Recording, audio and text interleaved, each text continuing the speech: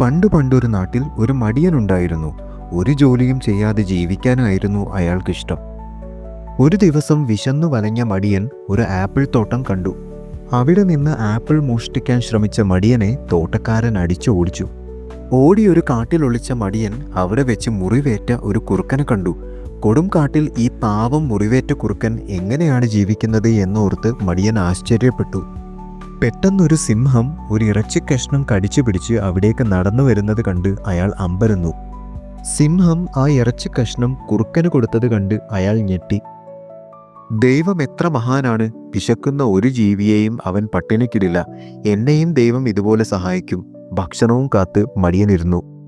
ദിവസങ്ങൾ കഴിഞ്ഞിട്ടും മടിയനെ സഹായിക്കാൻ ആരും എത്തിയില്ല. അതുവഴി വന്ന സന്യാസിയോട് മടിയൻ തന്നെ ദൈവം ചതിച്ചെന്ന് പരാതി പറഞ്ഞു.